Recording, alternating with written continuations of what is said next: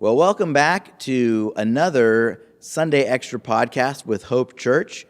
As we wrap up the end of the year, we've had multiple Sunday Extra editions in this last week of the year. With me now is Kyle Gayle. Kyle's been a long-term member of Hope Church, and I want to start out just giving you a chance to meet Kyle and learning a little bit more about his story. So Kyle, kind of just give us a brief bio on yourself. Who are you? What do you do? What's your family situation? Those sorts of things. That's kind of scary, Matt. I'm not sure I want to. I'm a businessman, been here in Dallas-Fort Worth for a little over 35 years. My wife and I have 5 kids. All of them are grown. Only one still lives here. 2 are married. 2 live in California. So that's a little bit about the family. Business-wise, I've been a consultant for that 35 years, small business owner, and mostly focused in technology and coaching, mentoring people. Okay. And tell us a little bit, you've been a part of Hope for a number of years. How did you first get connected with Hope Church? I actually was looking around at churches. We lived in Arlington, and I realized that I was the husband, the father, and I was responsible for helping my family grow. And I really wasn't growing myself. And I began to ask the Lord, where should I be? What should I be doing? I need to be doing something different. So as I was praying through that, my brother invited me to his church, which was Hope. And so I came, and I wasn't too sure about Hope, but we came back, and I've been here for 30 plus years. All right. Well, what's kept you here for 30 plus years? Well, the one thing I was looking for is to be able to grow. And that's one of the things that I can truly say is I have been growing, stretching, learning for the last 30 years. And what I've learned is that that's really significant if I'm going to continue to walk with the Lord. So it's kind of affected how I look at life and how I operate from a business perspective.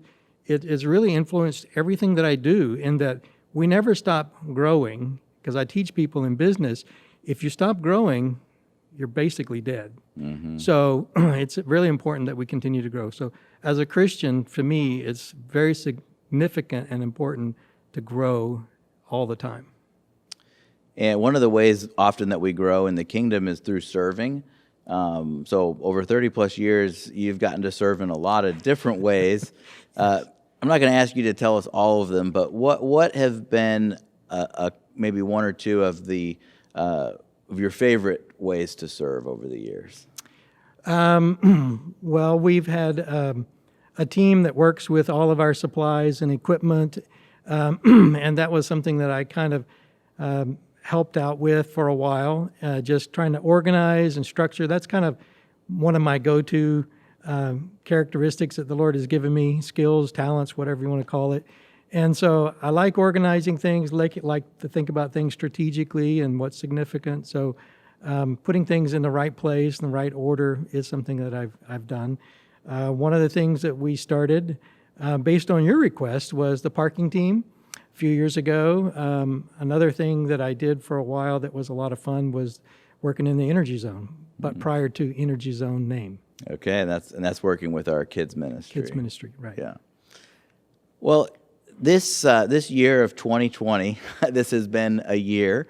It's not turned out to be the year that probably any of us had imagined when we woke up on January 1st. And there's been a lot of different challenges. I think everyone has faced their own type of challenges. And I know that the Gayle home has had a number of challenges as well. So what are some of the challenges that you all have walked through this year?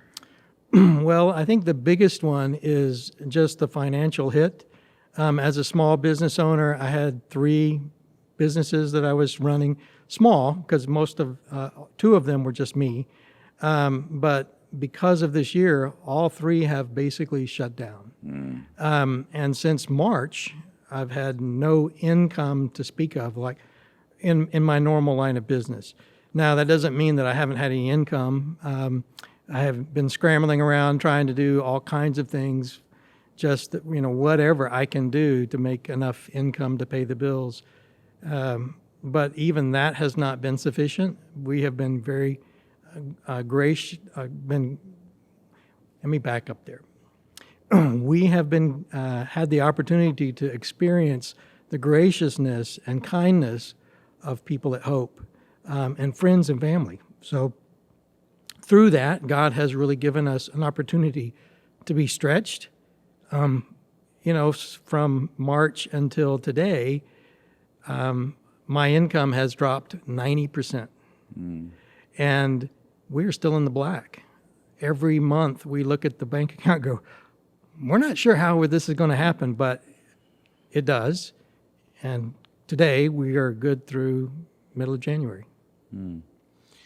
Often as we go through challenging times, we only see the challenge. We only see the problem that's right in front of us. And you're a problem solver guy. That's one of the ways that you've really helped us here at different times, different parts of the ministry. Is there's a problem, let's figure out how to solve this problem. But God's looking at things from a much bigger perspective, and often He's wanting to grow us and teach us through the challenges we experience. So what are maybe some of the ways God's been growing? Because earlier you talked about wanting to grow. What are some ways that He's been growing you and teaching you this year?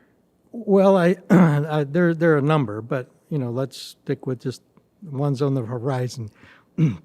One of them is really it's the importance of slowing down and just checking out what is God doing here right now. One of the things that I try to mentor people through is that we all have a purpose. God created us with a purpose. That's one of the things that I love about Hope is everything we do with a purpose. So with that in mind, when challenges come up, what is the purpose? What is it that I need to be focused on? How is it that I can help? If I can get my head focused on what I can do for others instead of what they need to do for me, then it's much better, right? I have a focus. I can start running after that. I can manage stresses that come. Some things are out of our control, but for the most part, we need to focus on the things that we can manage and that we can do and let God take care of the rest. That's one. Another is, just the time to spend with people. When everybody got locked at home, I used to work from home. So I was like, everybody was complaining about having to work from home and how difficult it was. And I was kind of scratching my head going, oh, this is not normal. So I wrote a little paper and sent it out to several people just saying, hey, if you find yourself working at home, here's some things to think about. Here's some things that you need to be doing to give other people space, to also give yourself some time to relax and be stress-free. So it's, we all have gifts and opportunities that God has given to us. We just need to figure out how to best use those. Also, as we walk through challenges and problems, often we get to see or experience God in a new way that we don't normally, maybe we just don't notice it because we're not looking, because we're charging ahead, doing what we're always doing. But how have you seen God show up in the challenges that you've had to walk through? Well, one of them mentioned that, we would look at our bank account every month, and we still do, and trying to figure out how are we going to balance the books. And God has committed to us to take care of us. God won't rip us off. He's committed to do that. And I'm grateful for that. So one of the things that we did initially is we sat down and made a little book, Ron and I, and said, okay, this is what we have. Let's see how we go. And so we've been tracking gifts and opportunities for work that I've gotten and how God has blessed us through that. Another way is that, that when COVID broke out, my mother-in-law was actually with us for another event, and she couldn't go home. So we were able to get 2.5 months of uninterrupted time with her, which we've never had before. That was a real blessing. And then just being able to work with guys who I normally wouldn't work with, God has really given an opportunity to step back and visit and hang out with those guys. And it's been, to see how God has given me an opportunity to touch them and them to touch me has been a real blessing. One of the things that I've noticed, I've had a few other conversations with some folks like we're having right now, and they have mentioned, every single one of them, the impact of other people in their lives as an encouragement, and I know I've heard some other of the stories of just people's kindness and generosity, but I know that you and your wife have been kind and generous to others over the years. So could you talk just for a minute, kind of maybe either a new realization or understanding of reciprocity and living in community? As there's times when you're the one encouraging, and then there's other times where you're the one being encouraged. But how has that kind of played out for you and giving you maybe new insights on that? Wow, that's a great question. There's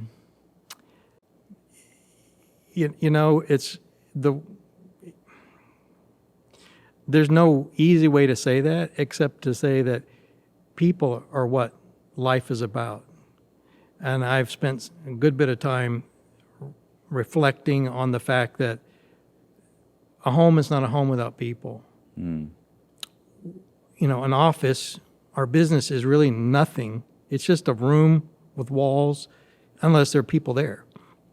And so even big celebrations, we just went through Thanksgiving, we're about to go through Christmas. Those celebrations are nothing without people. So even if there's some conflict, there's opportunities sometimes to step back and really reflect on who God is and how He is involved in that other person's life, and how that person is here with me, and what does that mean, and how should I be interacting with that person in a way that would help me learn something new, or something that maybe they're struggling, and I need to take the opportunity to stop and encourage them. So it's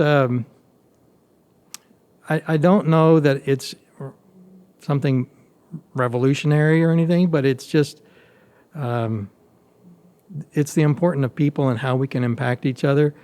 I have often stopped and thought, wow, maybe it's because, like you said, Ron and I have tried to be kind to others.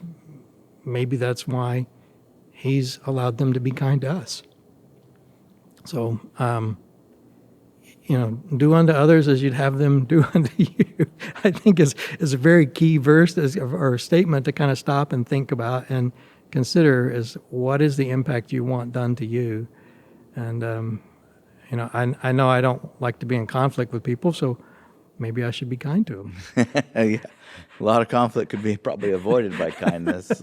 Yes. Yeah. Well, I want to ask you one more question. I know that from other conversations that we've had, you have really hustled during this season of looking for work. You haven't just sat at home. God has provided some things, maybe some unusual things, but you've also really worked in the middle of that. There are a lot of people in our country right now that are out of work, and they were good employees or business owners, and it's just one of the effects of what's going on right now. So just any encouragement or advice that you would have for someone who maybe they're just like you at home and they're doing the best they can, but how could you encourage them to press on? Well, it is a challenge. I will start there. It's a daily challenge to not give up. And to constantly consider, what can I be doing? I'm on all the job boards, and I've been looking. I'm not young, as you can tell, And so people are looking for young, aggressive individuals who can help their companies move forward.